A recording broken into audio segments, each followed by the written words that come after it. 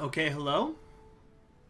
Alright, man, OBS is taking a little while to connect lately. I might have to, not sure, but I might have to do something like, uh, I can start streaming it a little earlier. Maybe I need to do like, some of those women do in Live where they'll kind of have a loading screen GIF or something with some different background music. Maybe I should start incorporating that into my, streams or something, but I got a whole lot of other stuff I gotta figure out anyway. But anyway, welcome to part 5 of my Khrushchev unites Russia and also takes back the former lands of Russia campaign here in Hearts of Iron for the New Order. So what are we doing today? So today we're beginning at war. We're at war with Orenburg and the Ural League, but not Samara for some reason. And what we are attempting to do here is break through into the Ural League, but we have a problem with the terrain and the river crossing. So it's pretty bad. Our attempt is just plain old not going well. Now, if I look at my actual main battle tanks here, the problem probably is that I just don't have enough because, well, I thought that I was going to have time before I had to build the next one. So maybe if we just delete those templates that I had set up, we could just stop, or like we could just like kind of give it a minute for them to arrive. No, that's still not going to cut it. So we just don't have enough tanks in our templates or actual divisions here. So like if we look here, first off, we don't have enough men. That's weird that we don't because we have surplus manpower. Hello everybody, FS Francisco, Kipsu, Corgi, Aegiadelius Flavius Quintus, and Andreas Michael Lides.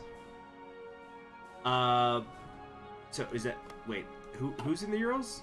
Well, let me, I guess, go on the offensive, or hold on. Oh yeah, but I was trying to show the templates here. Yeah, so if we look at the stats in terms of the actual tanks that are supposed to be here, hold on, what? Where are the tanks? Here we go, yeah, main battle tanks. So this one, for example, only has 148 out of the 200 main battle tanks it's supposed to have in the division. Augur Soviet Gang, good to see you, Corgi. Feels like it's been a little while. Sorry, force attack, yeah, but between the river and such, it's too much. So I think what we're going to have to do is kind of what we did against Omsk. I think we need to retreat and suck them in. Or sucker them in, I should say, and then they're gonna overstretch themselves. Then we can encircle and destroy their armies, because I'm counting 18 divisions here, which is a decent amount, but certainly not as many as I have. Not even close. Corgi comes in and comes out, huh? Yeah, so we lost the arms plant. That's actually kind of a shame, because that... Wait, which one does that do again? That's Laos arms plant. Yeah, so that hurts our factories right now for a minute, but, we're gonna just, like I said, let them through, let them in. Shit, I just lost the division right there. What the fuck? That was wild. Okay, like, just really let them, put their head in the noose. Oh, thank you very much for the super chat, Corgi. A pittance in these trying times. Get an iced tea.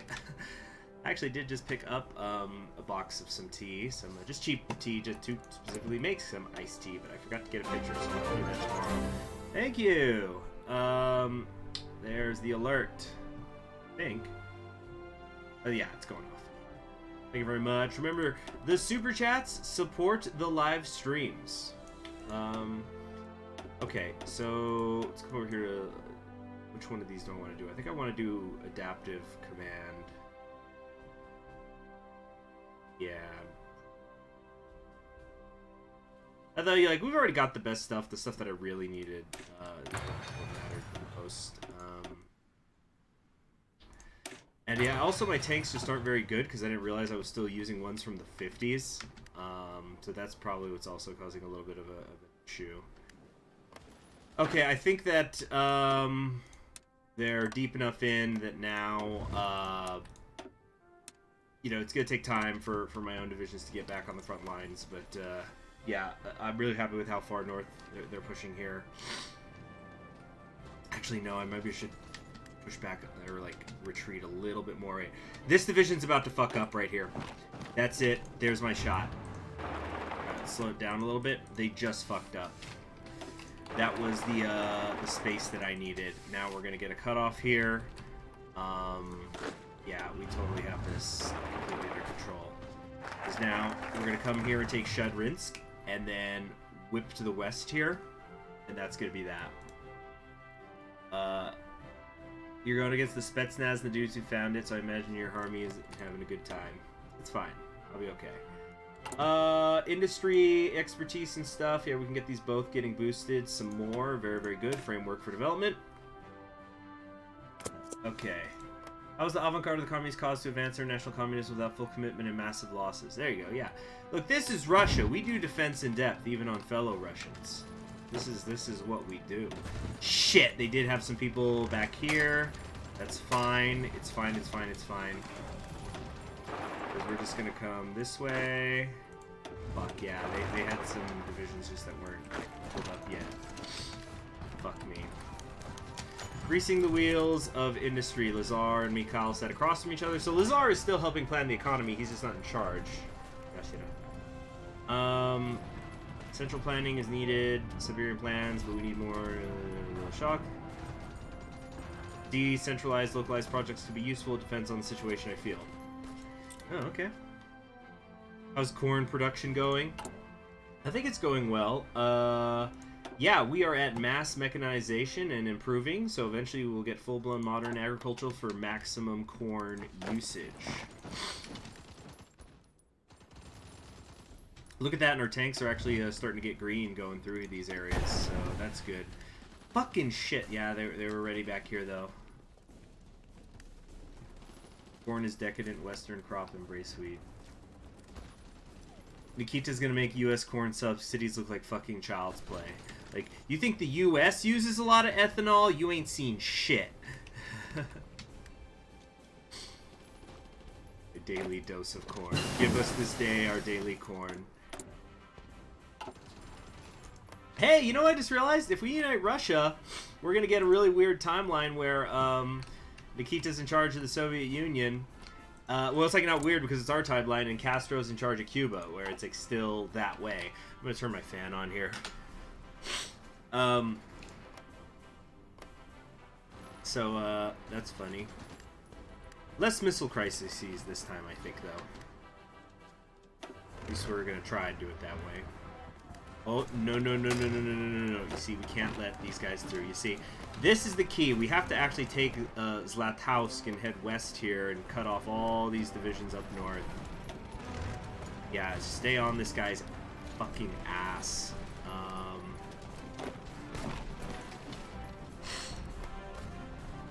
Castro's in Cuba, Nikita's in Russia, God's in his heaven, all is right with the world. Oh, wait, is that the line?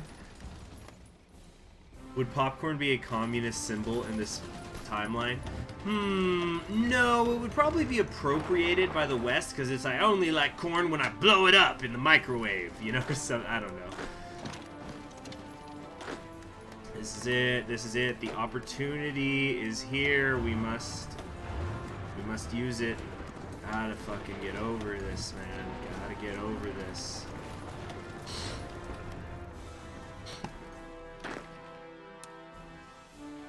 And then Orenburg is on the other side, but I think they're not lending each other's troops in. The Germans have nukes in Sri Lanka? Oh! What? It's, unless I'm forgetting what Sri Lanka is, but isn't this the island of Sri Lanka right here? I don't think that makes sense. Let's see here. The timeline's trying to reform itself. Yeah, it's like in that Stephen King book, 11/22/63, which is about time travel and the Kennedy assassination. But so, long story short, and it is a long story. It's pretty thick even for a Stephen King book. But basically, there's a guy who can time travel, and there's a guy who tells them how to use the time travel, and they're trying to stop the Kennedy assassination. And essentially, the dude explains to the main character how like the past is always trying to right itself. So like if you try to change the past, the universe or whatever you call it is will try to realign as much as possible. Woo! Oh shit, I forgot to do something at the start of the stream. So I was thinking, I found this book. Well, I didn't find it, it was given to me. But I thought this would be a fun thing to start doing on my streams. It's this huge book of quips and quotes. And so what I thought would be fun, and it's just like got all these little pithy 1 or 2 sentence, mostly 1 sentence thing that like are just about everything. They're about censorship and character and fucking excuse me for cussing, and on faith and extravagance and God and politics and selfishness and intelligence and humor and religion and wisdom and Santa Claus and stuff. So, good night, Porky. So I thought what would be fun, because there's literally 5 digits worth of these things in here, is maybe starting and ending streams with a reading from the Quip book. So, and I'll put a little check mark next to it whenever I've read it, so I won't read the same one twice, although I think it's very unlikely. So, actually I think I'll read 2 for the inaugural reading from this book. So the first one, okay, first quip in the book is, ability is what will get you to the top if the boss has no daughter. Okay, so that's the inaugural one. First one from the first page of the book. That's not the table of contents. But let's also do a reading from K, because these are alphabetized. So let's do a reading from K, because we are Khrushchev. H-I-J-K. Okay, from knowledge. Oh, I'll read this first one from knowledge, because it's fitting, because we were talking about corn and crops. Here's the quip. Quip of the stream. Knowing without doing is like plowing without sowing. Alright, so yeah, I want to try to start making it a tradition where I begin and end streams with a quip from that book. I think it'll be fun. So, anyway, let's keep trying to advance here.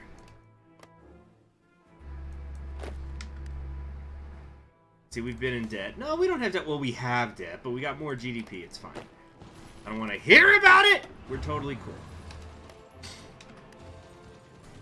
Okay, here we go, here we go, here we go. You see, look, they're angry, they're panicking. They're trying to stop me from doing what they know I'm going to do, which is whip to the west very, very quickly, preferably. Keep these guys fucking occupied. Yeah, this is going very excellently. Okay.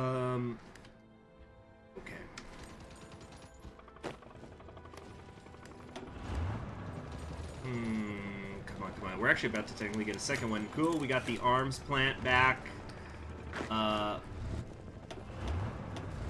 This is extremely, extremely good. Yeah, they've got, what, maybe, let's say if they have 18 divisions, which it seems pretty clear that they don't, or they would have been filling in these front lines by now. They're not, yeah, they don't have 18. So it looks like they've got 1, 2, 3, 4, 5, 6, 7, 8, 9 divisions. Really? Is that right? Wow, that was way off then. 2 of them have been enveloped, and the final one's about to be as well. Actually, let's head straight west. I'm kind of taking a risk here because somebody could come in. If they have another division down here, it could come there and take this tile, and then I'm going to be in trouble. Actually, no, not really anymore, because this is getting done.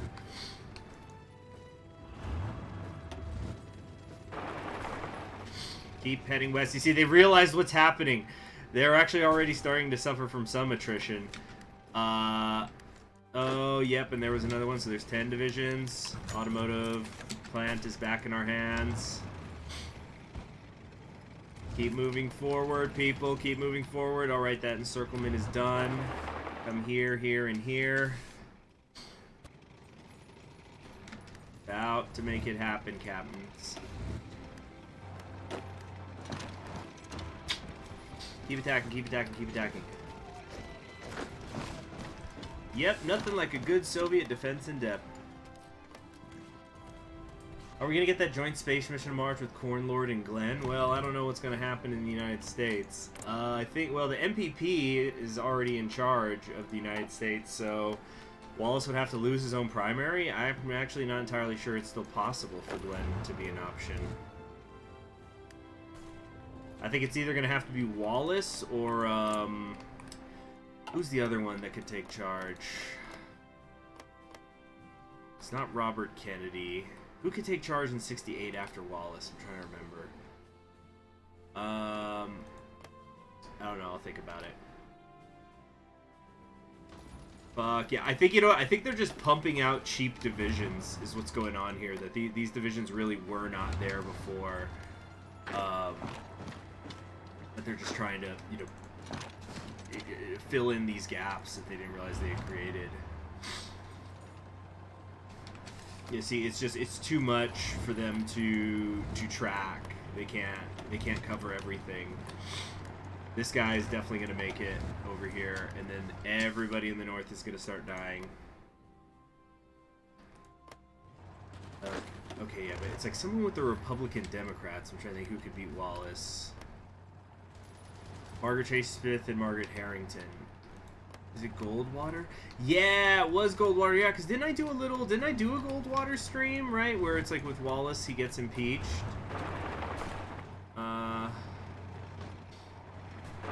Okay, damn it. I actually have to technically go south. So this tank division is going to have to be doing a lot of work, actually jumping back and forth here for a minute while these infantry get into position.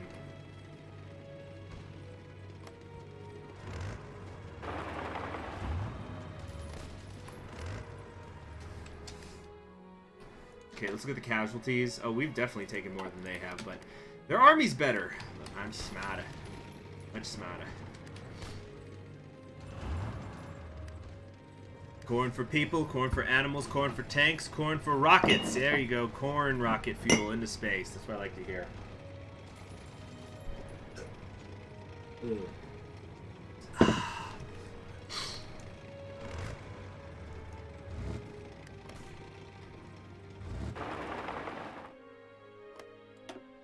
Yeah, they're already halfway toward capitulating, and you know what? If I didn't know better, I'd say, does Orenburg not have an army? Oh, they do. It's just very small, I guess.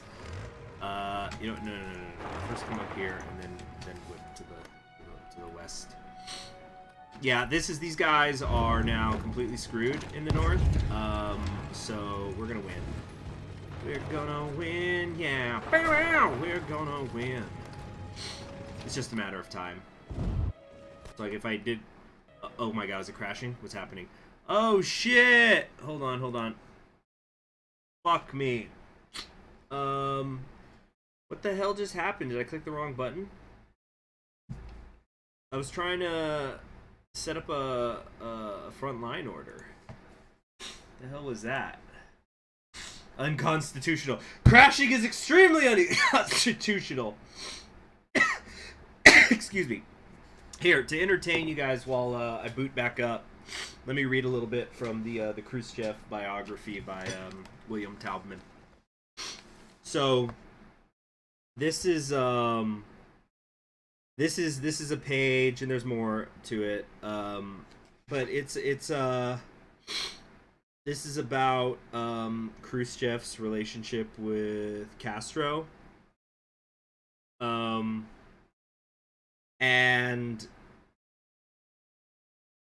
so anyway, I think that this was during a visit Castro did to the Soviet Union in early '63. Let's see here. So it says here, I'm gonna like read just one page of it. It's like 3 paragraphs. Khrushchev favored Castro with wisdom on all sorts of subjects. The source of Sino-Soviet tension, unclear even to Khrushchev. The Soviet-Albanian conflict, traceable to Stalin's, quote, saying any stupidity in the last years of his life when he was in fact mentally ill, unquote. Even the infernal unreformability of Russia.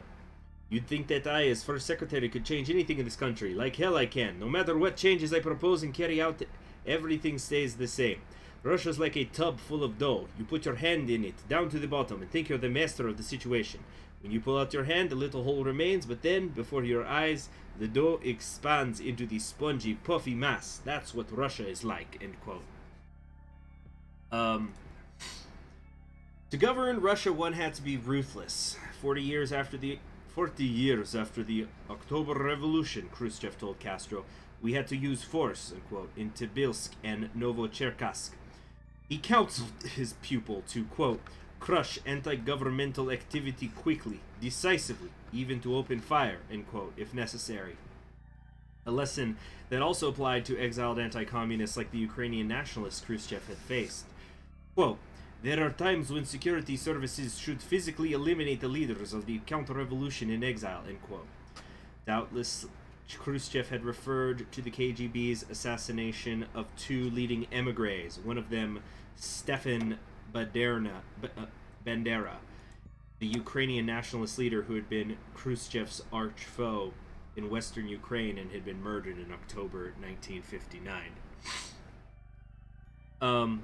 The intelligentsia, on the other hand, had to be treated gently. Quote, they're the hardest of all to deal with. The writers and artists, they think they can govern the state much better than the party can. So they keep trying to teach us what to do and how to do it. They'd like to be the spiritual leaders of society. But they're undisciplined. With people like that, you have to be careful. To keep a sharp lookout, because they can always let you down, end quote. This channel would have a really memey time with Red World. I think I've played Red World. Oh, I'm thinking of Red Flood. No, Red World is like Millennium Dawn, but it's an alternate universe, right? But it's in the 2000s, right? Is that the one that Red World is? Yeah, isn't that... I'm trying to remember. Is that the one where the United States is broken up into like 32 countries or something? It's just a speckled mass everywhere.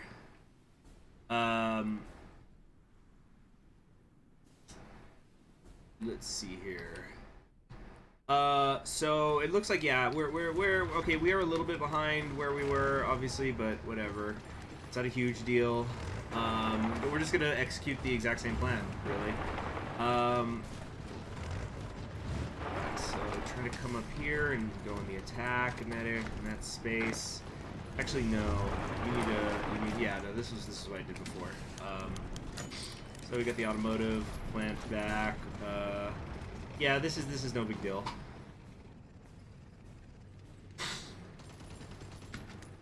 Red World as if the Reds won the Cold War. I don't know, maybe. I don't think I've played it in any case. I don't know if I've heard about it or not. The USS fell apart in Red World, okay.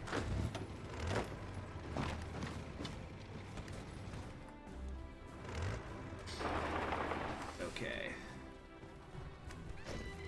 Many things are happening in Brazil right now. What, over Independence Day?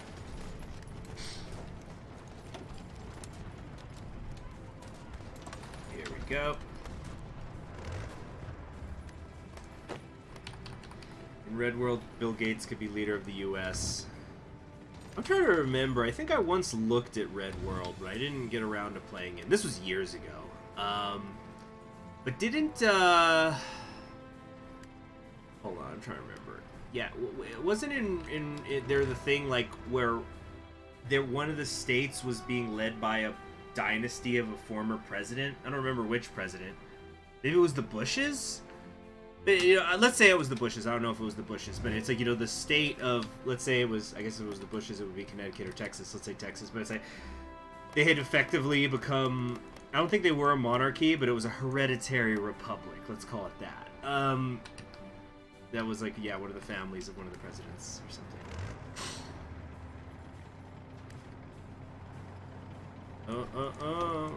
Don't you do it.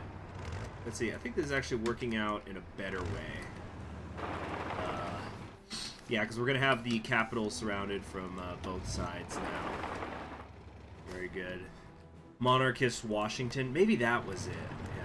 But you see, Washington didn't have biological sons that lived. Actually, so my my bookshelves I've been reorganizing quite a bit lately.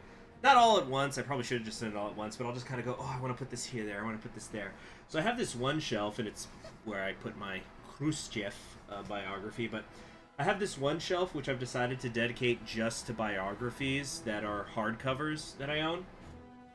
And so I've had the Ron Chernow biographies of Alexander Hamilton and Washington, respectively.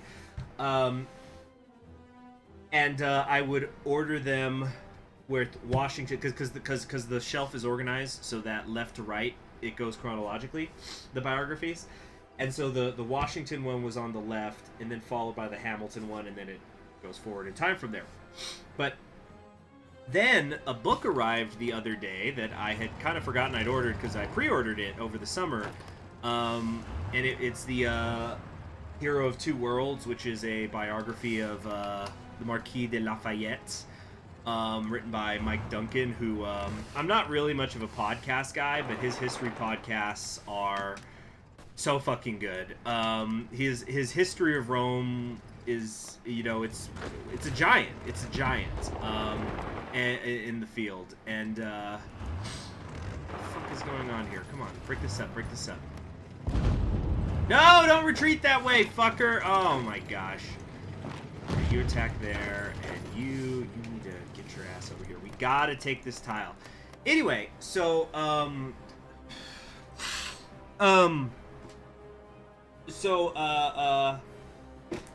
anyway, so that came in, and I'm reading a different biography right now, so I'm not gonna read it like right now. For some reason, I thought it wasn't showing up until November. But anyway, so what I decided to do, because there's what I decided to do, and you're like, why is he talking about this? We were talking about Washington, right? Well, Washington didn't have literal biological sons, but he sort of had other sons. So what I decided to do is I reordered the biographies where the Alexander Hamilton one goes first, because Rob Chernow wrote that one anyway, and then the Washington one, and then the Lafayette one. So that way, George Washington is tucked nicely between his two beautiful boys, one French and one American.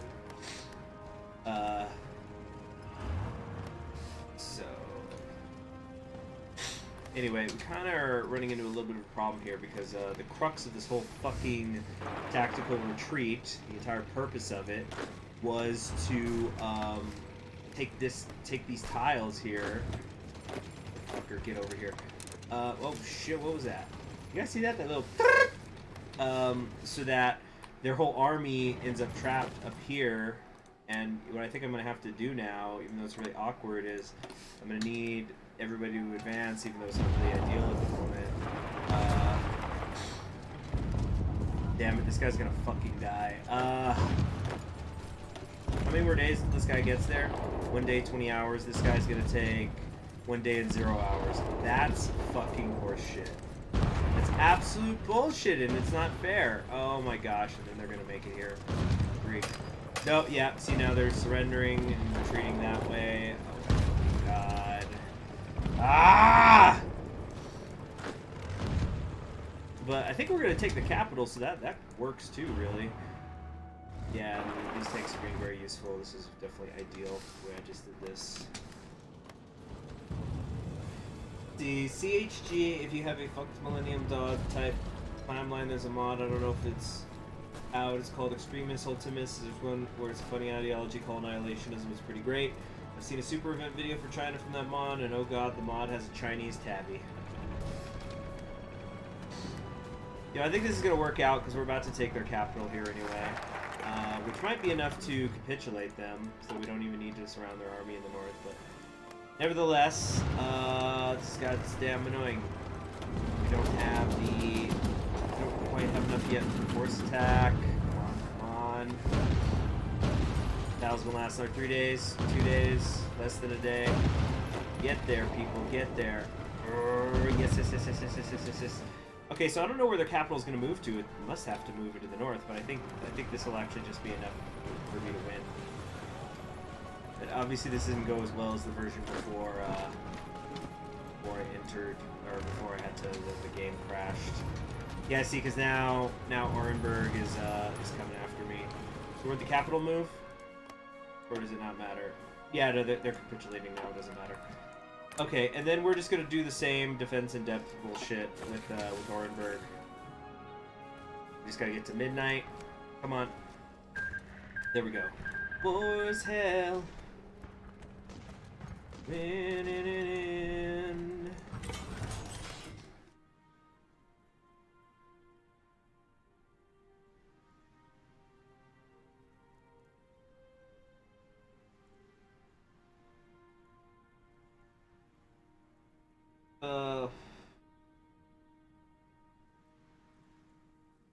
But yeah, I had heard that something was gonna go down in Brazil. There were actually radio stories about it here in the United States.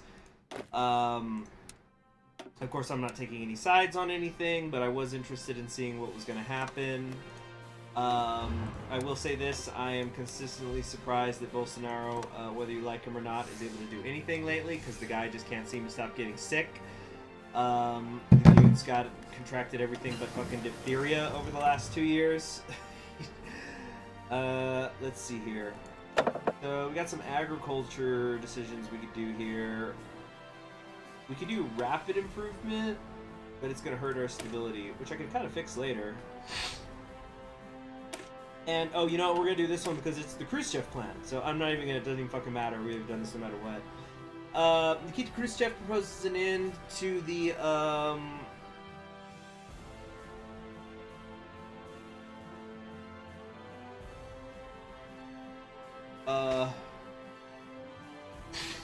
So Nikita Khrushchev proposes an end to the large centralization policies our current collective farms are run by, instead of all the farms in a given region being dependent on machine tractor stations where all the farming equipment like tractors and threshing machines be stored. He proposes each individual farm be given its own farming equipment. This decentralization policy has several benefits.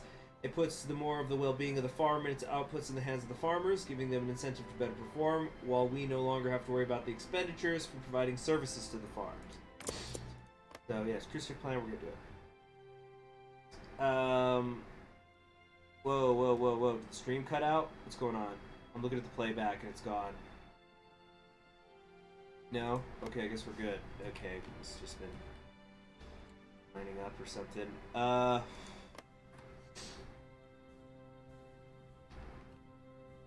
He's known as the myth. No, look, I'm not saying... Look, first off, I'm not Brazilian, so it doesn't matter what I think. But secondly, I'm not saying whether I like Bolsonaro, whether I don't like Bolsonaro, whether there's some parts I like, whether there's some parts I don't like, or vice versa. I'm just saying that, yeah, at least in the United States, or like we've been aware what was going on. Which is wild because I guess Brazil is picking up that thing that the United States does, where you know, election season starts 18 fucking months early.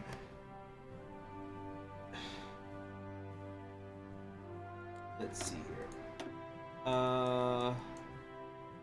Okay. So let's keep. That really didn't work on my things in a way that I should have. Okay, let's let them come forward. They definitely are going to have less divisions.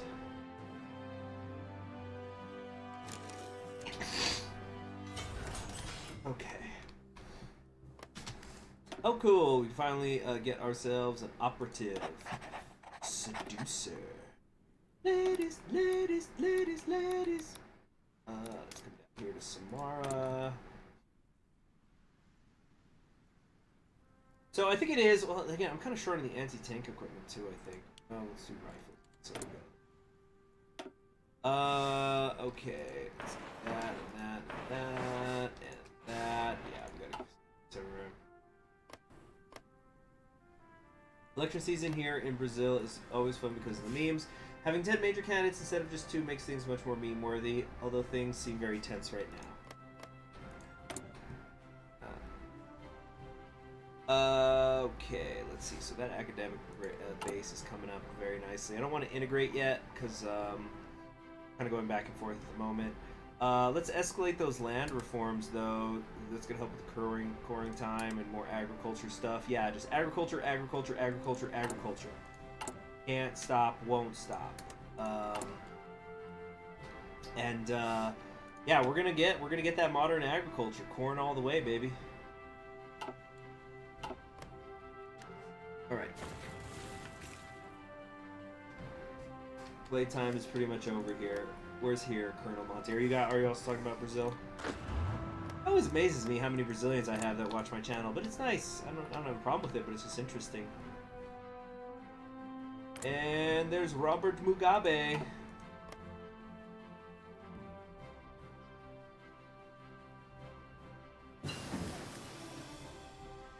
What are my thoughts on True Detective?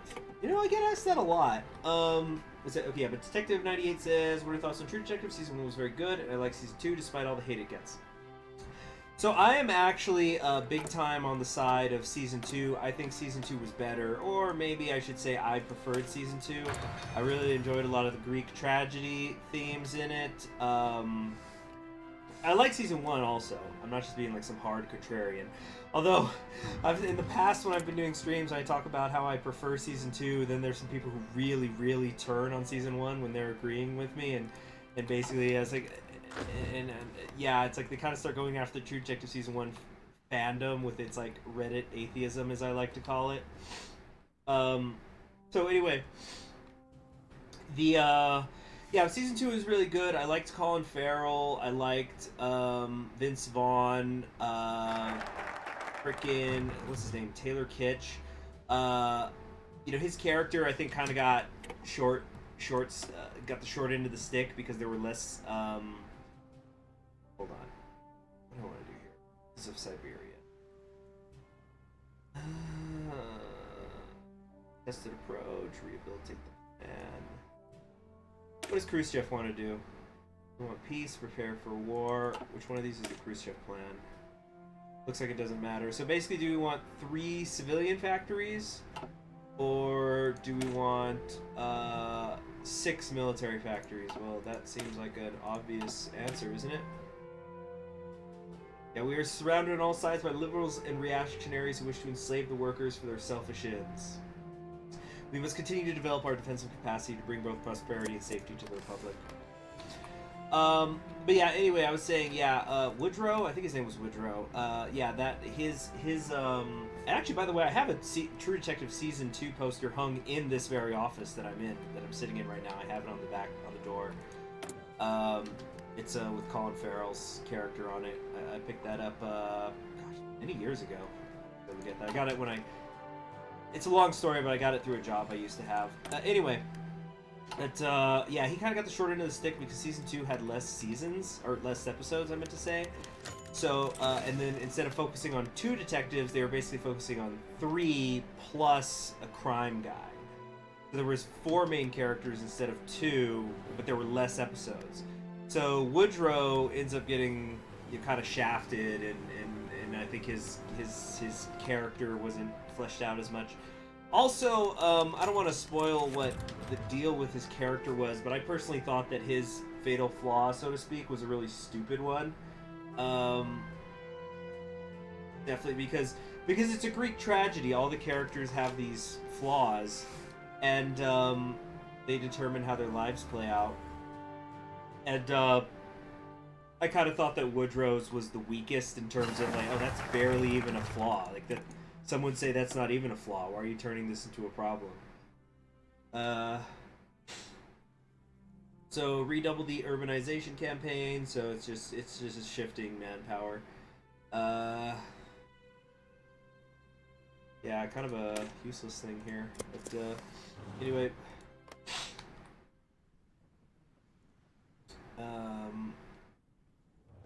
Yeah, right. Will they fall into the trap quicker? Yeah, just get in the fucking noose. Put your head in the noose.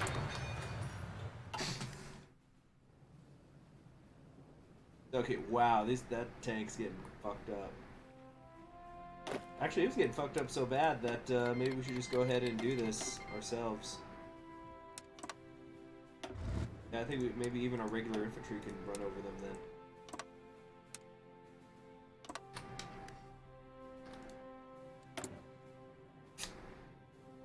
Okay, what's this? Repurpose Soviet infrastructure. Research facility. You know, let's kind of hold back on spending some of this political power for a minute. Actually, no, because hold on. Rudimentary. Oh no, we gotta get industry equipment up and running real fast. Yeah, it's in the fucking hole. No, it wasn't Tomsk. It was Kemerov and Rurik II. They're the ones who ended up unifying Central Siberia. But the other three are correct, friend Francesco.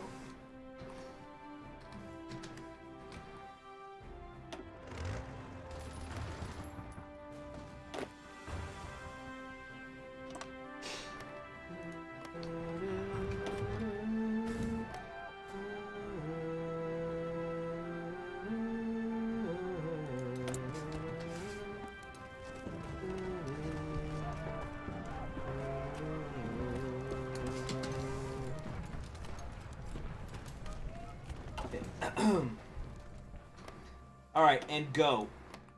Hold on, what the fuck? Wait, did the front line just shift, or where did it go? It just disappeared. Wait, what the fuck? Did you guys see that? Did the war just end?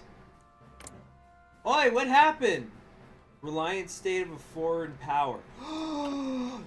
They got eaten by Samara, like Samara made a deal with them. Motherfuckers!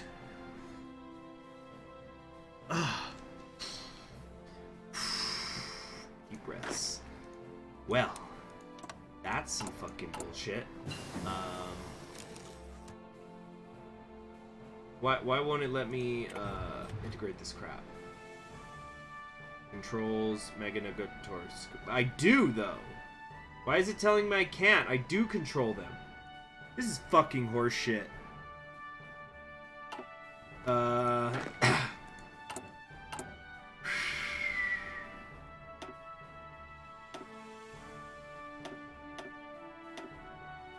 And we just don't have much in the way of population, plain and simple. Okay, we need to do something with our army. Tell me there's something somewhere that's gonna give me some population. Okay, there's army professionalism at least. Fuck me. Fucking bastards. Reload. No, I don't think that it was a fucking... It's not a... What do you call it? It's not a glitch. They must have been doing the influence the Urals decisions, and they got him as a puppet. That's what happened. Fuck. Fuck. Well, now we can't do anything for like a year and a half about that. So just going in like three research slots, 3 tank researches. Then we're gonna make sure we have very, very good ones. Academic base, we really got to get this shit up too, because we're still down at basic literacy. The Samaran Cock Blocking Association.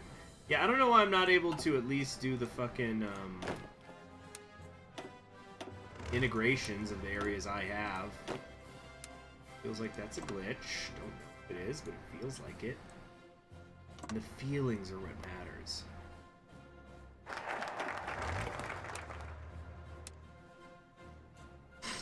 Destroy them with the power of the masses. Well, I don't have very many masses.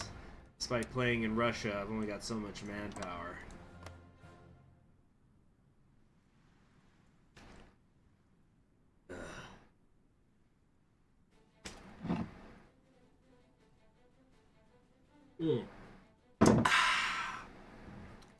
Delicious, delicious. I just made my front longer. Yeah, I gotta improve our armed forces. We're doing that. We're doing that now. So I'm focusing in on this section because, okay, I'm still short on the tanks. 7,293 days. Are you fucking kidding me? Where'd all my tungsten go? What the fuck was that? Wasn't able to build tank.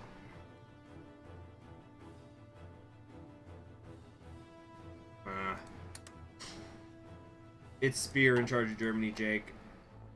Won't they attack us on both sides? No, these two are going to have to settle their dispute before that.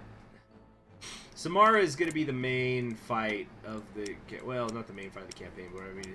Holy shit, where did they get all these factories from? What the hell is happening over there?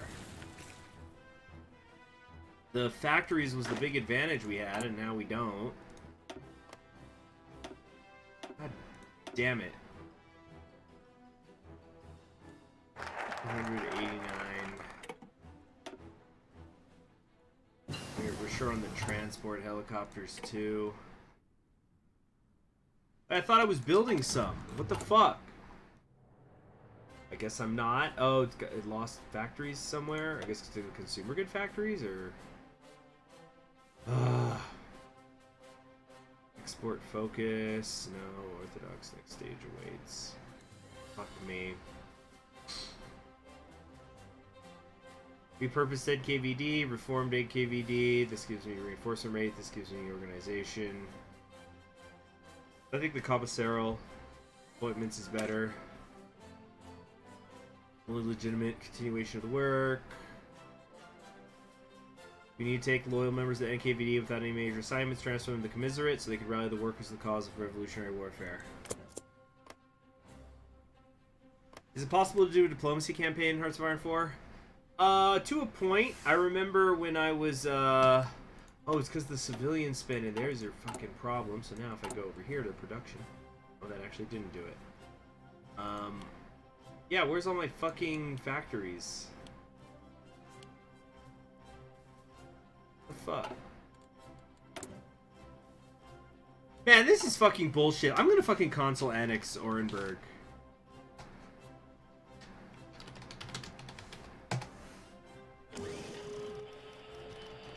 Deal with it.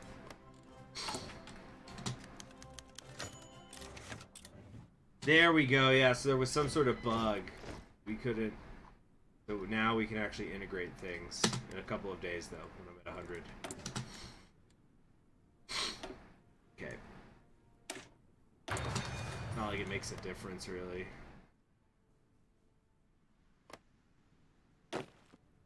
Behold the power of the corn, magic to behold. Yeah. There you go.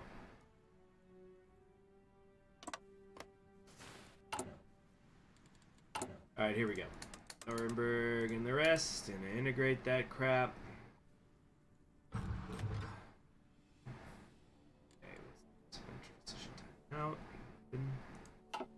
And just like that, we're out of manpower, but we're mobilizing a bit because of the budget. Oh, but I was gonna say, diplomacy campaigns. I don't know. It kind of like depends on what you mean. But for example, when I was doing my, I don't remember if it was with Zhukov or Tukhachevsky, but on one of the West Russian Revolutionary Front campaigns I did, I ended up peacefully aligning with Western Siberia, and then I also peacefully aligned with the other half of Russia before heading west to take on Germany. So that was very useful because I didn't have to fight any more civil wars besides the initial unification. The corn hits so good, you give up your independence. There you go. Just that good corn. That's it, man.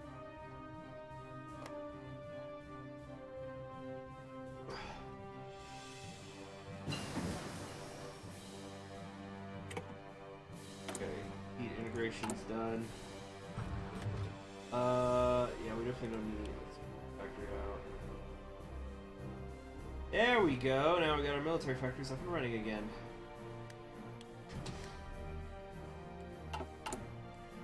Pretty sure that we're not going to get this done. 522 and transport helicopters. Yeah. I don't understand.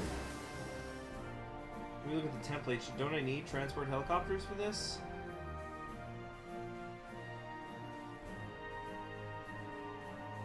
What's happening? Don't you fucking crash on me again. Come on. Uh-oh. Uh-oh. Is a nuke getting thrown? Oh god. Oh shit! Oh shit, it's the third war! Third war! And the communists are revolting in the Gulf.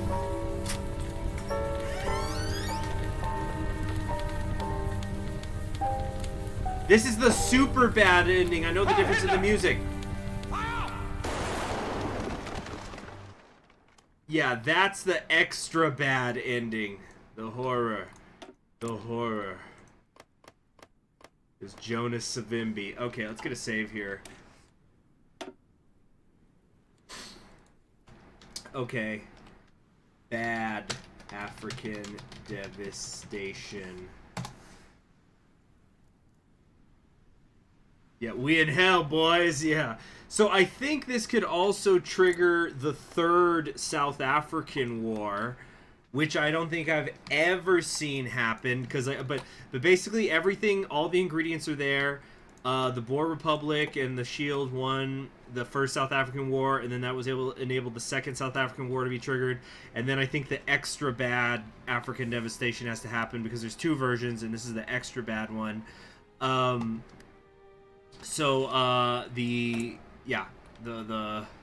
This is it. I don't think it's guaranteed, but it's possible now. And let me tell you something, if it happens, I'm definitely gonna do a campaign down there.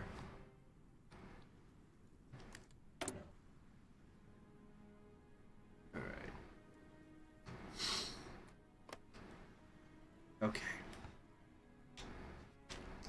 So seeing all these states and stuff reminds me of something funny I read today. So I've been juggling a couple of different books, but I've been reading this biography of Lincoln, which is actually the first, unless you count Team of Rivals, which I don't think I would actually. Oh yeah, Madagascar, Israel. Yeah. You know, I was wanting to check this stat. I think I was seeing something recently that like Madagascar is actually bigger than France. So I'm going to Madagascar, and it's because, you know, flat maps, they fuck your shit up looking at them. You know, it's very hard to find perfect ones, but anyway. So Madagascar square miles area. So I'm looking it up. I'm on a site called wildmadagascar.org. So it says Madagascar's land area is 540 square kilometers, which is the equivalent of 224,533 square miles. So then square area of France is okay, so I'm looking at now I'm on something called macrotrends.net. The surface area for France, it doesn't fucking say kilometers or whatever. Here we go. Data.worldbank.org says the square meters of France, or square kilometers of France, is 549,387. So, yeah. France is, in fact, smaller than Madagascar. Of course, like, this is not a good map because, like, I think I've seen a thing where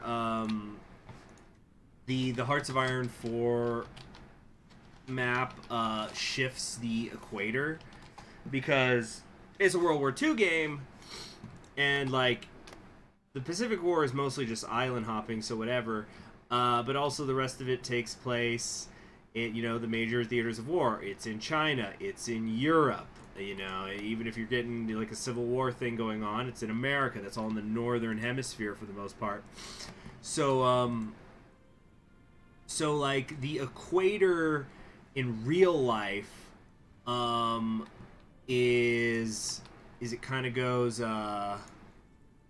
it goes through like South America here, kind of like through Colombia.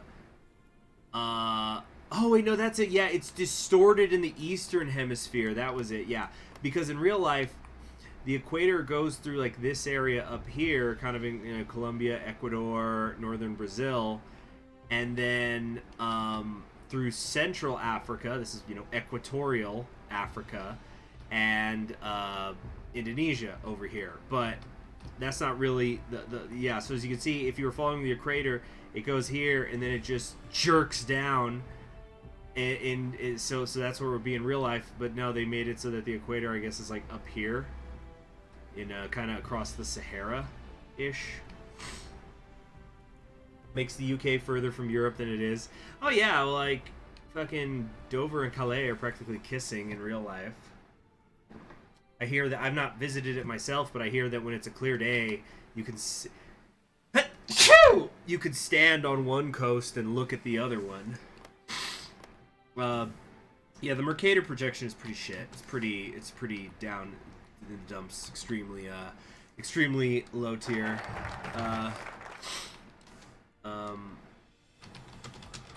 Anyway, what was I doing?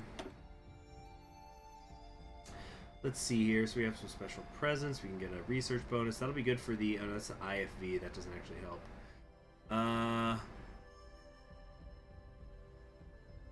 But I think we can get, like, basically we can get the 1970 medium battle tank earlier.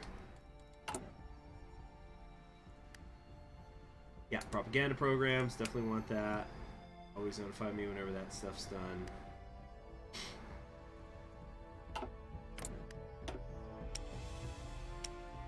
Okay, at least we're building a lead again on them. They also don't have very much manpower in reserve either, so that's good for us.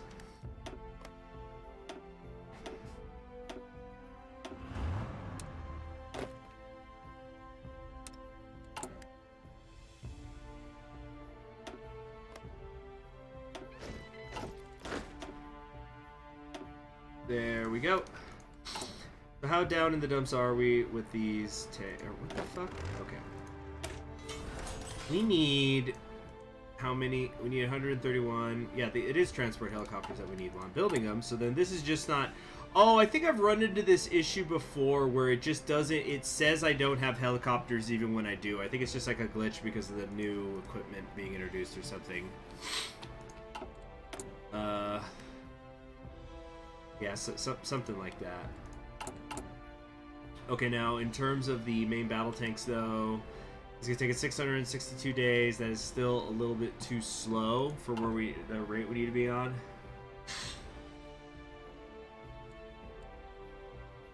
But I would say my favorite map projection is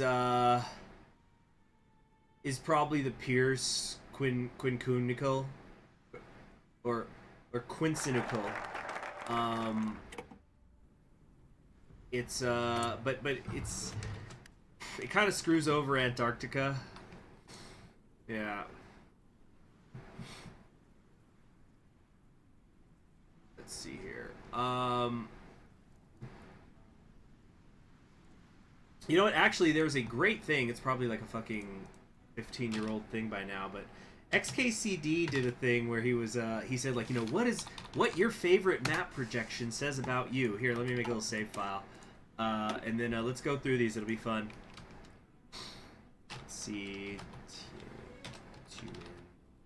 Map talk. Okay, let's bring this down here. How close are we to starting the war? It's about 15 months away. Okay. So let me, how do I zoom?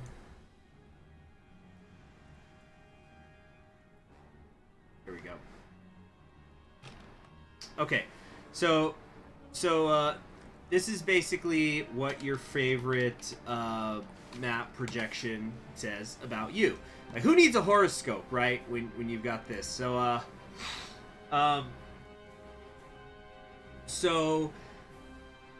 there's the Mercator map here on the left, which if you've seen a flat map of the world, it probably was this. And by the way, think about what your favorite map projection is in the meantime, and then let's see if we hit that particular one, because I think he goes through 8 in this. I want to say 8. And so you find out if your map horoscope, works. So yeah, the Mercator, it's all like straight lines. and stuff.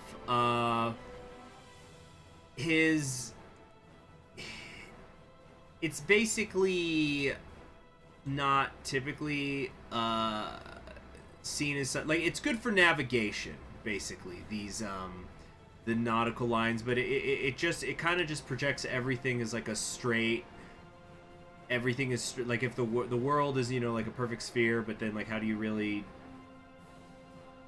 move? I'm not explaining this well, but anyway, it's just it's a map that's good for navigating, but it's not good for knowing what the world actually looks like. Like, fucking hell, look at Greenland. Greenland is like fucking bigger than South America in this map. You know, just those are all over the place. So then over here we have the Vandergritten. You're not a complicated person. You love the Mercator projection. You just wish it weren't square. Earth's not a square, it's a circle. You like circles. Today is going to be a good day.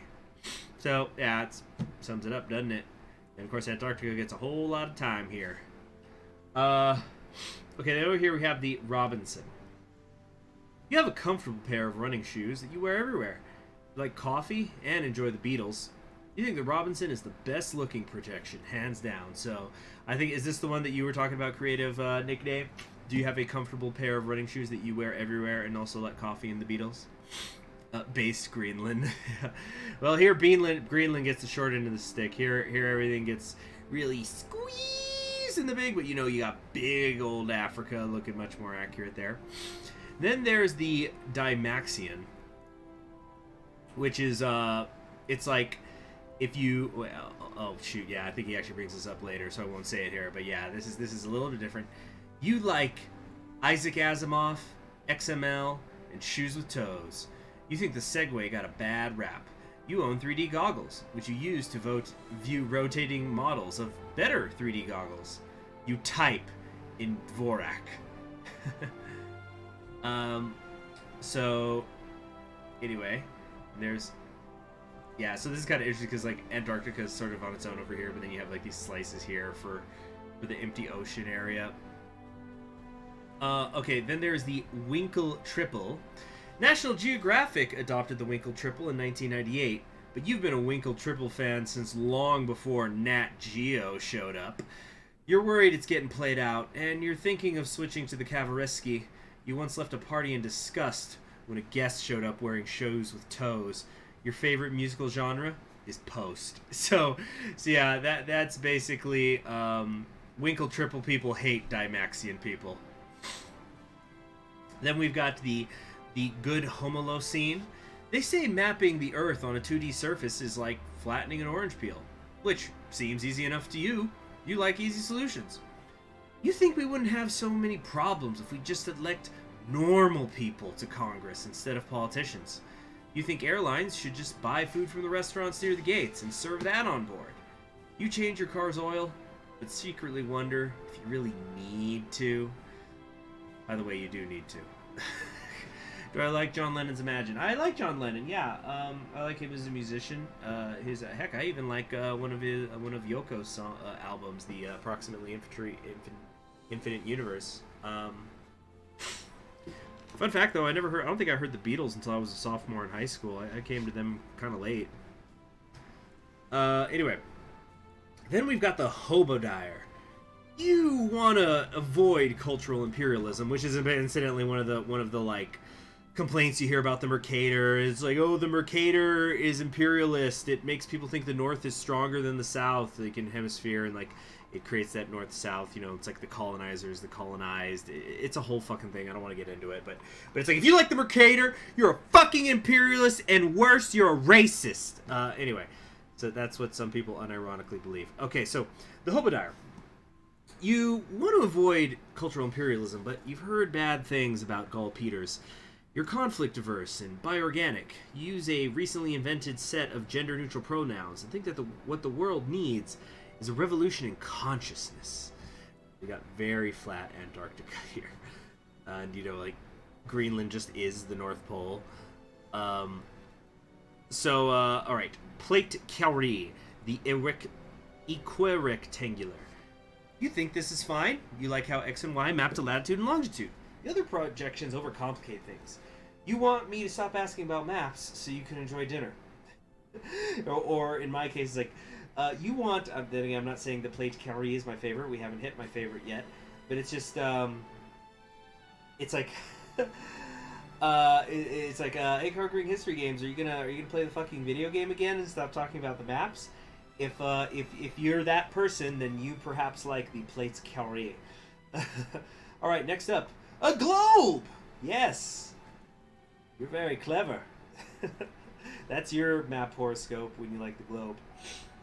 And then we got the Waterman butterfly. Really? You know the Waterman? Have you seen the 1909 Cowhill map? It's bit. You have a framed reproduction at home. Whoa. Listen, forget these questions. Are you doing anything tonight? Let's see. The people obsessed with Mercator Imperialist invented another projection where the South is on top. Yeah, I think that's just the Gall Peters, but upside down. I think there was... anyway. So, then there is the Pierce Quincycle, which is probably my favorite. But Antarctica, again, you know, gets kind of screwed. Let's see, but I would say that this does not work with my horoscope. This doesn't work. You think that when we look at a map, what we really see is ourselves. Yes, literally we do. We are living on this earth. But after you first saw Inception, you sat silent in the theater for 6 hours. Not true. I went to see Inception with somebody who was super duper into the whole concept. Like, he went into that film before we even had watched it, deciding it was the greatest film of all time. I was not that guy. Like, I didn't think it was awful, but I did think that, I think that was the moment when I realized that Christopher Nolan was just starting to masturbate. Instead of, you know, make films. Anyway, so it freaks you out to realize that everyone around you has a skeleton inside them. No, it doesn't. You have really looked at your hands. I did sometimes do that when I was younger. Everyone, you should look at your hands and ask yourself, what are these hands for? Is it for touching my dick all the time? The answer is probably no. So that's life advice for Conquering History Games today. Anyway, and then finally the Gall Peters, I hate you. And then XKCD, he likes to put an extra joke after the joke. So it says here, what's that? You think I don't like the Peters map because I'm comfortable with having my cultural assumptions challenged? Are you sure you're not? Puts on sunglasses. Projecting. So yeah, are you doing anything tonight? You know, this was actually reminding me of a thing. So there's this bookstore. We're gonna get back to the game now. There's this local bookstore. It's not local in El Paso, but it's in the area that I love to go to. And I have a friend who just recently moved back into town, and me and him and somebody else who went to go visit that bookstore and do other stuff in the city of Las Cruces. I forget, is Las Cruces and TNO, do they have it here? Yeah! Fucking awesome. That's great. Anyway, so when we went there recently, we were there because there's two of the store, and we go into the second one, and all the employees were women, younger women, like about our age, you know, in their 20s, and I'm not that guy. I'm not the dude who's horny all the time, like some people I know. But afterwards, even I had to say, we're like, God damn, what was going on in there? And it's like, was that a fucking bookstore or a Hooters or a cocktail bar? You know. So. Anyway, I recently went to that same bookstore again to grab, because I was looking for something really specific. Anyway, okay, we're about to get the research bonus on this one, so I need to get this shit done sooner rather than later. Yeah, you know what I'm gonna have to do? I'm gonna have to fucking Okay, this is gonna seem weird. Here's what I'm gonna do, guys. I'm gonna switch over some of these research. Oh no, this is blocked. I can't. Fuck. Okay, no. Here we're gonna start that, and then we take this to start. Yeah. So it's just kind of fuck. Whatever. Yeah. So I just didn't want to use my research notes there. So, and once again, there was a lot of ladies in there, and freaking, I'm almost ashamed to tell this, but I'm somebody who, I don't remember who said the quote, but that quote that said, it was something like, there's only one beautiful woman, and they all have different faces, or something. It's just like how, there is a certain beauty in the feminine gender. Maybe this is just because I'm a heterosexual man, I think that, but anyway, I'm somebody who will be, enchanted by, truly enchanted by a beautiful woman. Internally, I don't, make a fuss about it, and I'll just go oh my gosh. It's like if I was an artist, I'd be that guy going, I must draw you. And so anyway, I'm ringing up my purchase, and I'm talking with, I'm just talking with the cashier, and she just starts talking to me, and that makes it sound like I was talking to her, and she wasn't saying anything, but yeah, we're just talking, and then she compliments my glasses, because what I do every year, I go on this website and I order glasses, and there's one pair that I always order the same one, and then I always order a different style just to try it out. And so there's this one, and it's like these circular frames instead of square, and you believe in magic? Enchanted sounds like magic. Oh no, it's Do You Believe? I know the song you're talking about. Do you believe in magic in a young girl's soul? Whether it's hold on, jug band music. Oh wait, how does it go? No. Fuck, I was just saying the song. What's the Do You Believe in magic? How does that go? It's by the Loving Spoonful, and the singer had one of those little small harps, it's a handheld harp you can kind of tuck into your elbow. Do you believe in magic in a young girl's heart? Heart, what rhymes with heart? Oh yeah, the how the music can free her whenever it starts, and it's magic.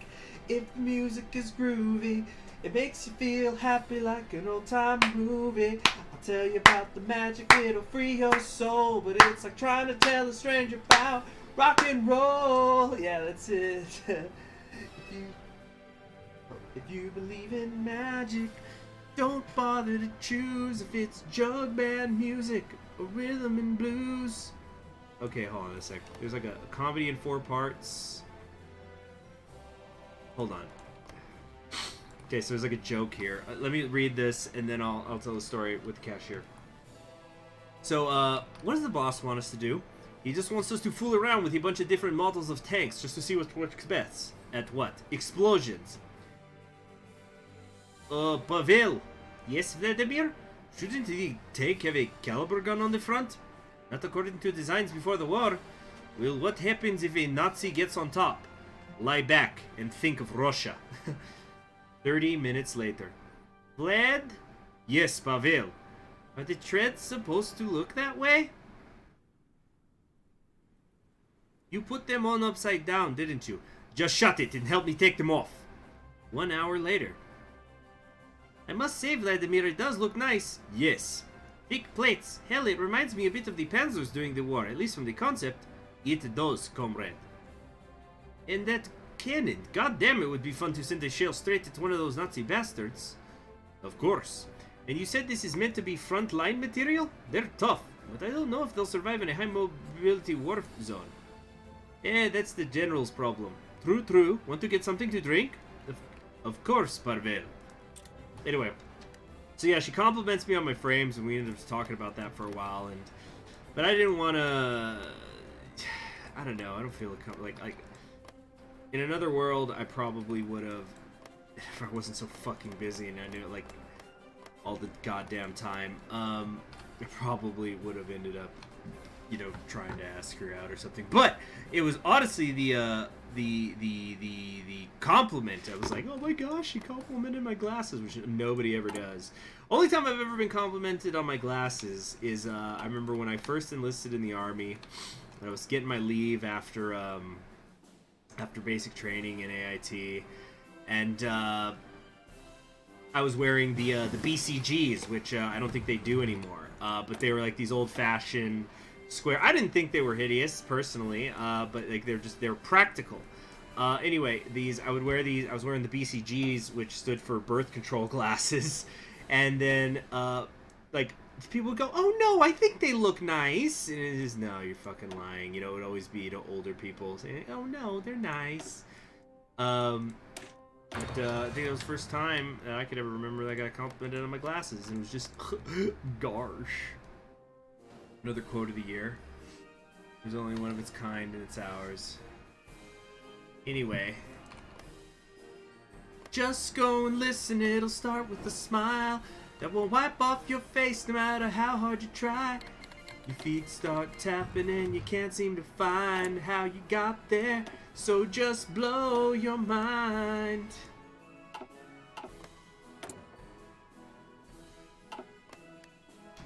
Spear achieving his reforms? I don't know. I don't even know how that shit works. Wirtschaft Wonder? I don't know. It looks like the line go up. Is that good? I don't know.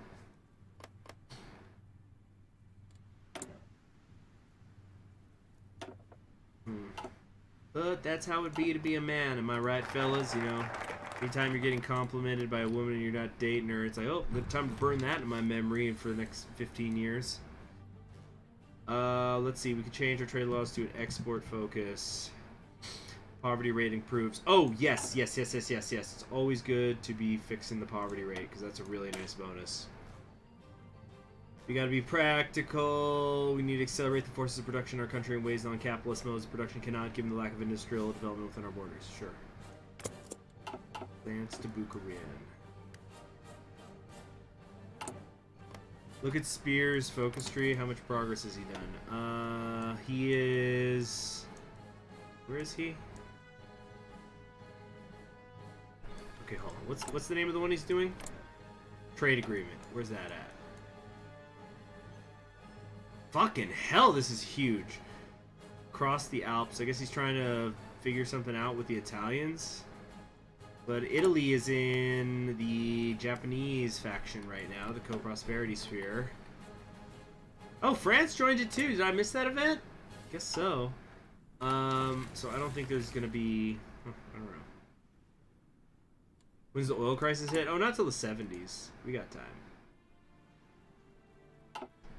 Alright, let's see how that tank production's going. 473 days. It's getting a little faster, but it needs to get faster still. But we got a lot of these queued up. We should be okay. You discovered the Sharp TV series these last few months. I've been watching them the past few weeks. Fun to see Sean Bean be the hero. Sharp. I don't think I know that. Let me look it up. Sharp. A TV series. Sean Bean is Richard Sharp, a fictional British soldier in the Napoleonic Wars. Okay. It's based on some novels. How interesting. He serves in the Peninsular War. After he saves the life of General Sir Arthur Wellesley, aka Wellington, from a group of French cavalrymen, Wellesley gives Sharp a battlefield commission, appointing him lieutenant. He's placed in charge of a detachment of elite chosen men of the 95th Rifles. Patrick Harper eventually becomes his best friend and is promoted to sergeant. Okay. Running time 100 minutes or 140 minutes. So it says there's 16 episodes. So every episode is an hour and a half? Is that it? That's a lot. That's a lot of shit. That's cool though. Yeah, I've never heard of this series. This looks very interesting. I don't think I'd be getting around to it anytime though soon, because I've got a lot of reading I'm doing in my free time right now. You only get to trade after the government and economy are okay, so he's doing well.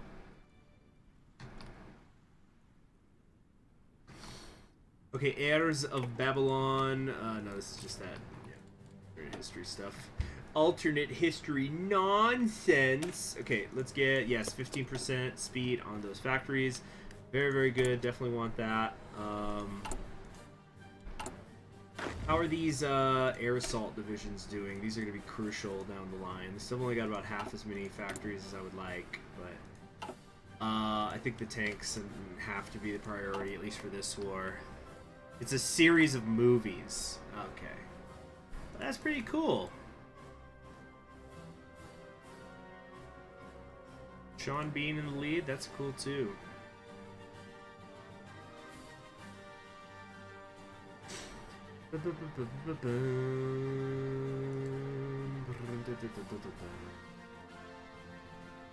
To 9/11. Oh, Nope. shoot.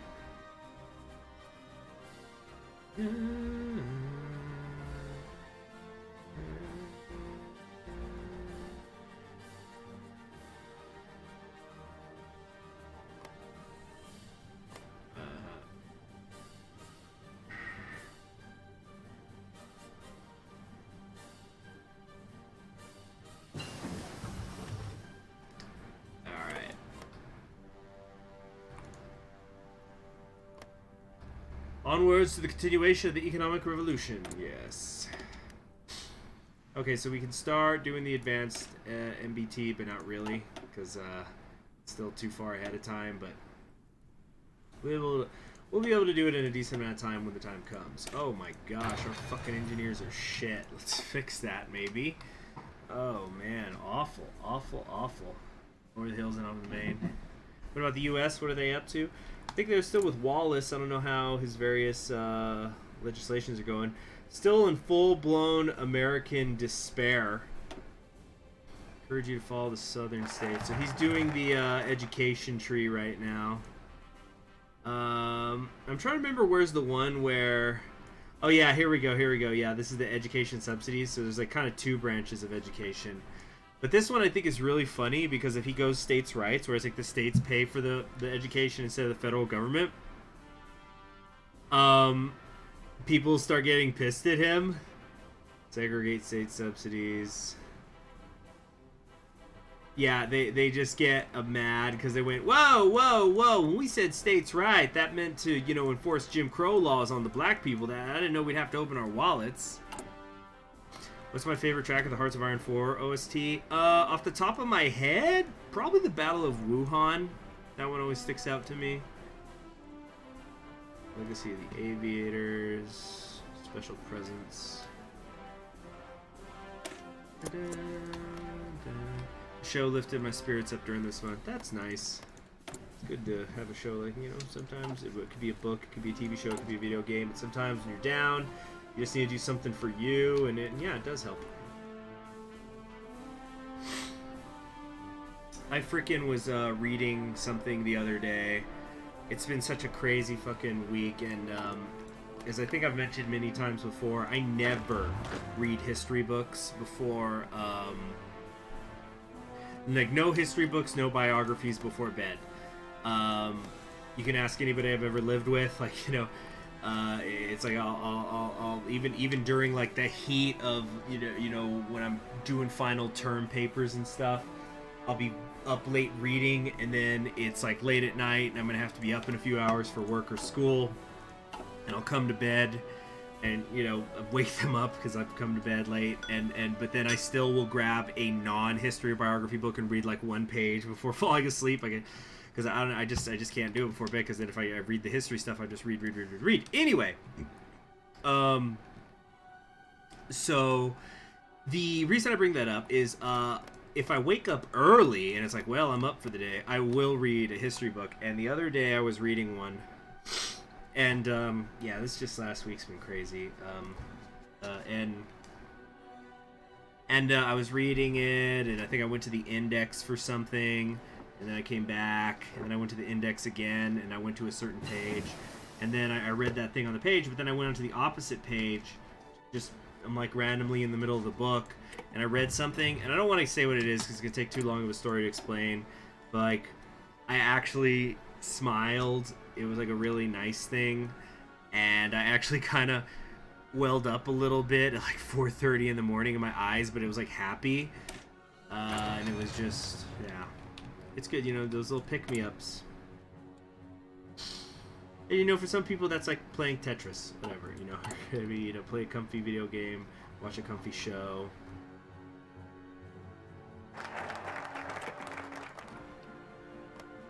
Shatter the Empires. I'm trying to remember which track that is, specifically. Shatter the Empires.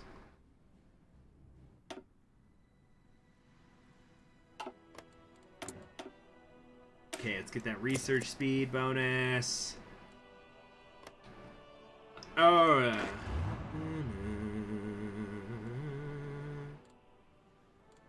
Should I work on making 40 width tanks? I wonder if it might be worth it or not. I don't see anybody on the border with me. I know they got divisions out there. They might have more divisions than I do. Commie America theme, huh? Ah, well, I've never played Communist America in Vanilla Hearts of Iron 4, so I guess that's why I didn't like specifically think of that one. I have not played the Vanilla Hearts of Iron 4 since the Spain update. When I did my Spanish Republic campaign. And even that one, I just did the Civil War to show you guys how to do it. Actually, speaking of books, you know, I'd gone on that big book spending spree over the summer, and so now I'm just reading a lot. But I was kind of thinking about it the other day when I was organizing some of my books, because it was one of those things where I realized I had so many books on the history of Spain specifically, and especially the Civil War, that it like needed its own section of shelving. Or I went, okay, I'm just gonna like pull these, like, you know, I'm not gonna put the medieval Spain stuff with the medieval books I have. It's just gonna be in its own Spain section. And, you know, it's my personal library, so I can do whatever the fuck I want. Generation of Workers. Yeah, we can get more use out of this than the electronics stuff. Every person will live as a czar. Every man is czar, but no one wears the rope. Anyway. But something I was thinking is, even though I have so much on, you know, Spain, and especially the Spanish Civil War, I don't have a single Paul Preston book, nor have I ever read one. But I've universally heard that he is the, capital THE underline, the expert, the historian on the Spanish Civil War. Because, like, you have some historians who they kind of, you know, who are very prolific writers, but they spread around what they talk about. Like H.W. Brands, that guy writes like fucking crazy. And like, you kind of say, well, he does American history, but he's still, it's a lot of different American history. So, like, he'll write a biography of FDR, and also one of frickin' Benjamin Franklin. I blanked out for a second. I have the Benjamin Franklin one, funnily enough. Or it's like, okay, now I'm going to write a book on the Gilded Age capitalists and stuff. So, like, he's kind of spreading it around. But then, like, Paul Preston is this guy who he just fucking zones in on the Spanish Civil War. Although I think he did write, like, a short history thing where it's like, look, if you just want, like, a broad overview of the war, here it is. But, like, he wrote a biography of Franco, which I always hear is the definitive one. And some people go, oh, it's a biased biography because he hates Franco. Like, oh, no, he hates the fascists who killed people. What an asshole. Like, every historian's got a point of view, and even the biographers. What, you think fucking Ian Kershaw, when he's writing his I haven't read Ian Kershaw's 2-volume biography of Hitler, by the way, but I'm pretty goddamn sure that... Oh, you son of a fucking bitch! What is this? German sabotage. The Germans have sabotaged our infrastructure late last night. They informed the local garrison of a revolt by the railway workers, a problem that was later revealed to be a sham concocted to distract the garrison. While our troops are away, the Germans planted dynamite at a few of our railways. No one noticed them. They got away successfully. We're still reeling from the immediate impact of the FX, but hopefully our infrastructure will be repaired soon. We'll be more careful next time. This is going to worsen our army professionalism. Our GDP growth is going to go down. We got military factories, infrastructure, civilian factories that have been hurt. Stability's down. 150 fucking political power lost. Damn. H.W. Brands actually got his biography on Benjamin Franklin. Yeah, I have that one, the first American. Anyway, yeah, so like, it's one of those things. Is like the only critiques I've ever seen of Paul Preston is like, oh, you know, he's very biased against Francisco Franco. Oh, what? Fucking Ian and again, I haven't read Ian Kershaw's 2 volumes of Hitler, but it's like, I'm pretty sure he's not kissing Hitler's ass every step of the way. You could do a biography or a history book on somebody and not even like him. You just think it's important to know about him. You think of fucking Stalinist biographers, like, oh my god, so awesome, based gulags, we need to bring those back.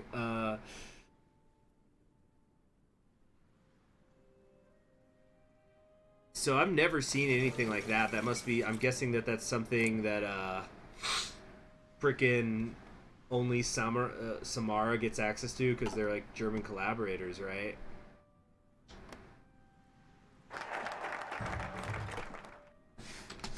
Yeah, freaking, and it just reminds me of, I remember I had a family member, I was once doing it, and it's one of those things that you go, you know, you can write about something and not believe in its ideology. So, for example, I remember I was once working on this research paper I was going to do on, I was going to do a paper on how the Sandinistas, after they overthrew the Chamorro family in Nicaragua, how they what it was like them trying to create a new government and new society and stuff, and then also simultaneously they were fighting a civil war because you had the Contras who they were fighting, and it's like basically what were the 80s like. And I just thought it was interesting, just like I would think it was interesting, you know, how did the Nazis change society once they took power in the 30s. Like, I think that's an interesting subject worth studying. So I'm doing the same thing, except it's a leftist group. It's like, oh, let's check out what's it like when the Sandinistas, who have a, let's say, controversial, outlook of people.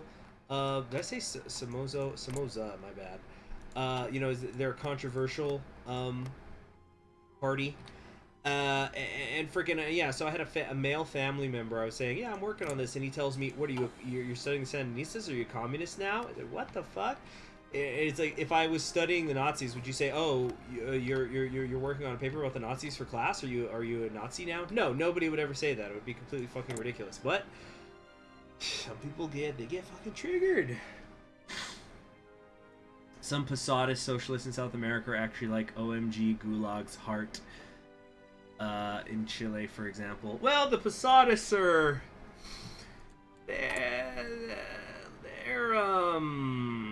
they don't like to go with the grain, let's put it that way. Speaking of grain, let's improve that agriculture, baby. Also, we need to offset the loss we just took to the agriculture, so we need to get that, Let's get the fucking industry equipment up, industry expertise, yeah. Shit. Also, we're probably going to end the stream before we... No, we are going to end the stream before the tomorrow thing. I'm going to stream again tomorrow, though, guys, don't worry.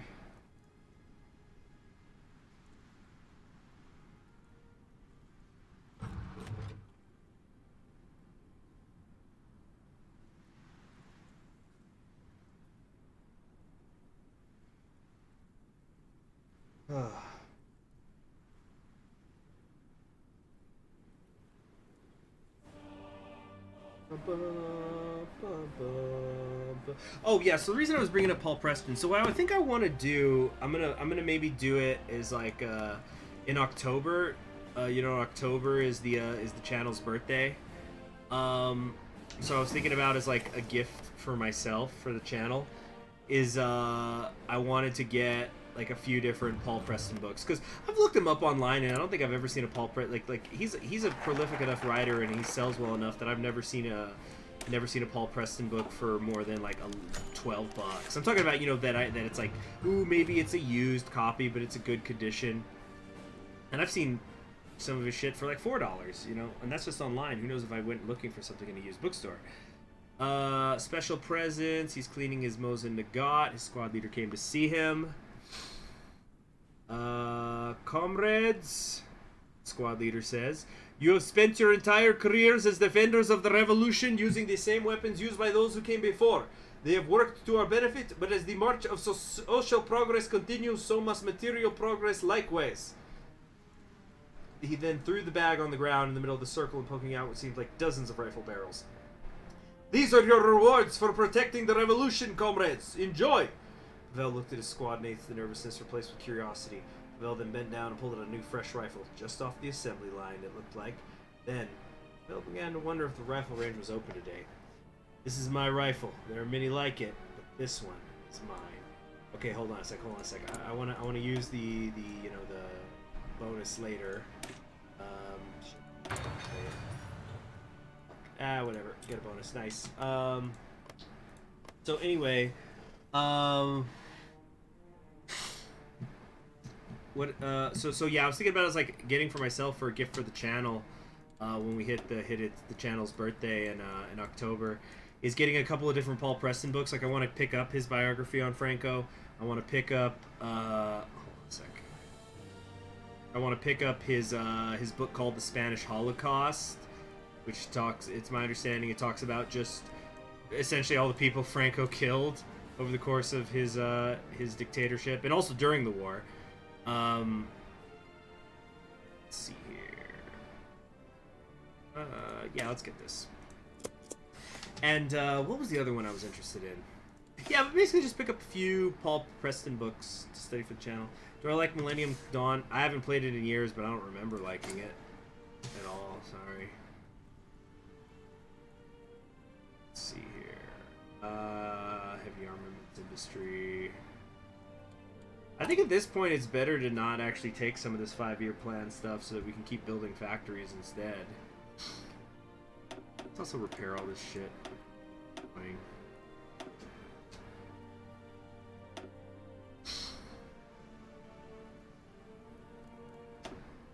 There we go.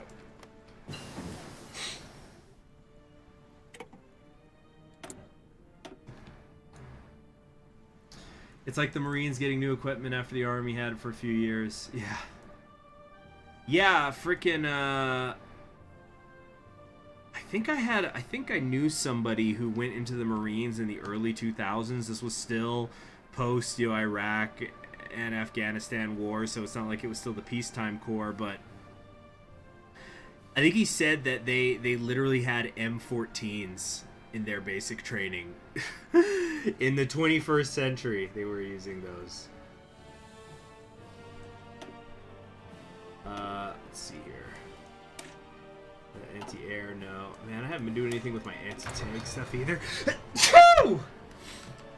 Oh, gosh. Ooh.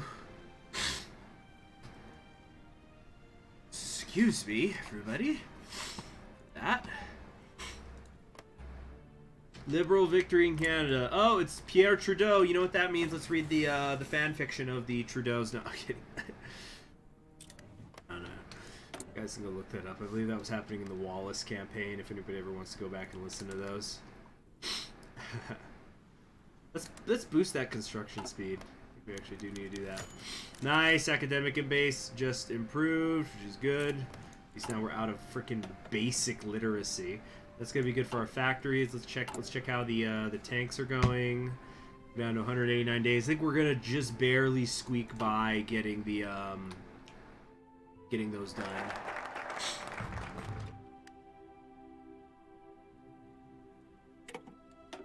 All right. Returning to the world. Do I even care about this? Let's do it anyway. Well, I don't know. Revolution does not wait, or peaceful coexistence. This is just like, we can open up relations with communists, renewed communist hostility, denunciation. Oh, we have to do both of these. So it's basically, do I want war support or stability? I think we're going to go with the stability. I always prefer that.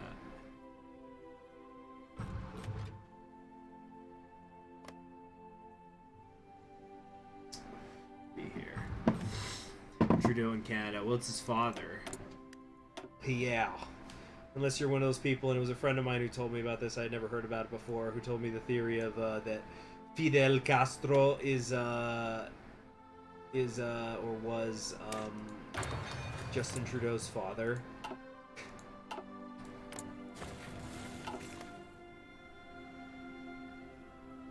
We should go for an overly hawkish foreign policy.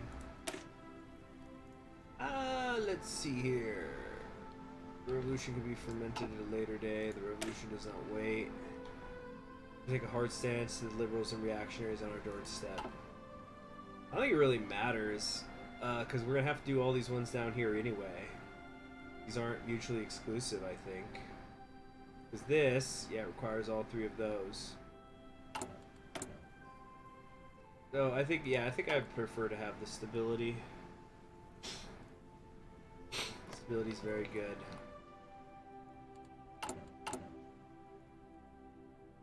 $164 days.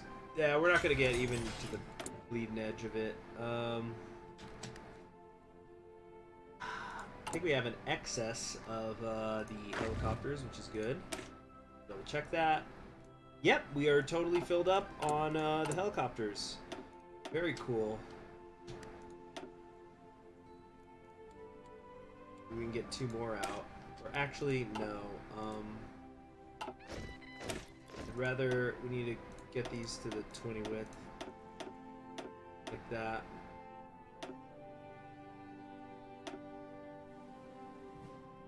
Speed. What's the speed at? Yeah, there we go, 14.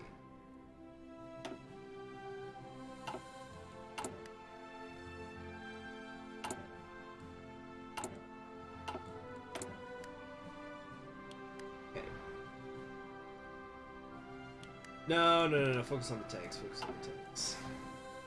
Okay. The Spectre is haunting Russia. The Luftwaffe couldn't eradicate it. Fascist reactionaries and capitalists could not exercise it. Our state is but a wisp of the Spectre, acting as a single soldier in a global class war.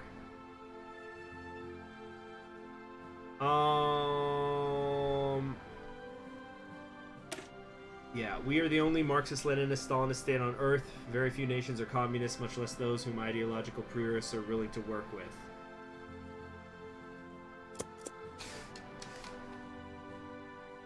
Those who sold their soul to the devil shall join them down in hell. Yep, soon. How's that damn industrial equipment going? Could be faster, must go faster. Yeah, let's do that. Great conspiracy out in China. What's so great about that conspiracy anyway?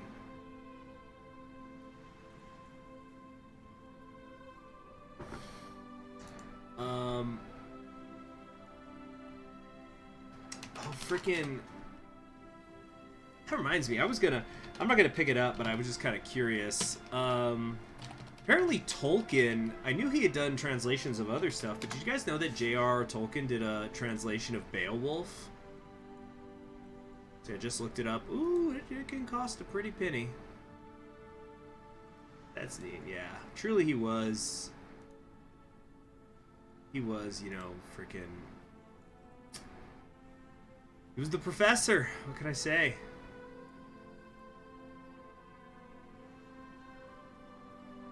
I have his translation of Sir Gawain and the Green Knight, which is a fun little story.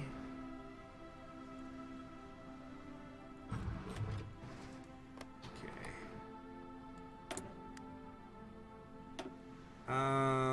Let's see, we can come up here, we can get this. Enemy air support -8%. Haven't used my air support stuff at all. Let's see here. Air assault recovery rate and soft attack and such. Could be good, but I don't think it's going to be relevant. Actually, no, this will be done right before the war starts, so that could be good. Yeah.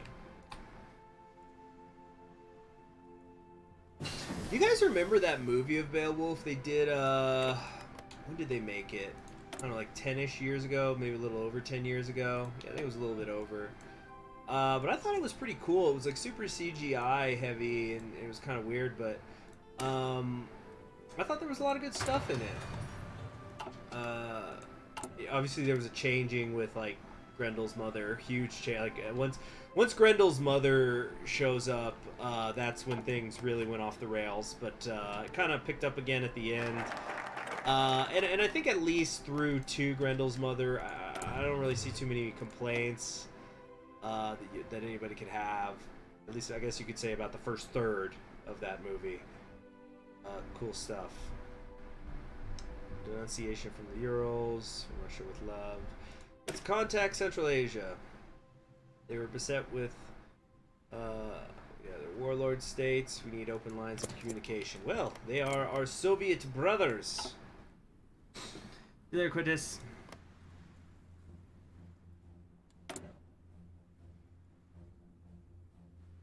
Research and development. Maybe. No, I think we still want to do academic base. Although I don't know if we can improve it one more time. Really not that big a deal, but every bit helps. Get right down to it. Good CGI for its era. Composition helped a lot, making it look good. Yeah, some stuff ages well, some not so well. CGI from those times, but I think we're gonna go ahead and stop it for the day.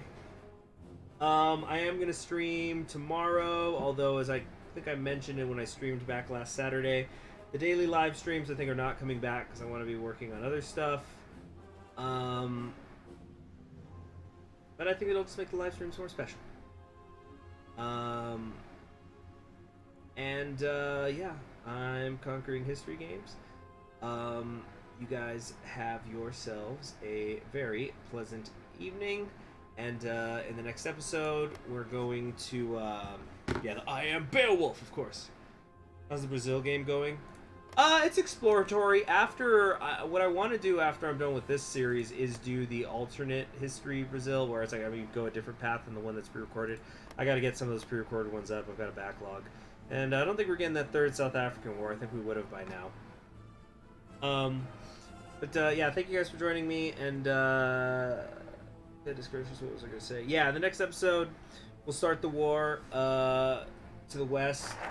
We probably would have been able to get there already today, but, you know, that crash happened. Very sorry about that. Let's escalate those land reforms. Plus, they help with the coring time. So, yeah, want to get us, got to get to that modern agriculture. Oh, it's actually about to happen anyway. But yeah, let's get that. That's where we'll end it. We're gonna max out our agriculture. Oh damn it, that was stupid then. We didn't even need to do this. Well, it's gonna help with the monthly population and stuff, so, and coring time, GDP. But there it is. Better agricultural methods. We now have the best agriculture on the planet. Without food, men may not work, and without work, government simply ceases to exist. The bureaucracy that sustains it evaporating in a matter of weeks. However, the inverse is also true. With more food comes more plenty and the formation of ever more complex states. After all, we're not the first states formed with the creation of agriculture.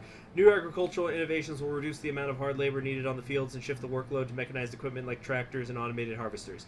Advances in fertilizer allows crops to grow quicker and cheaper. Man will have food, and it will be plenty. For this bread, we thank thee. Very, very nice. It also helps with the consumer goods, which is super cool. All right. For reals now. Good night!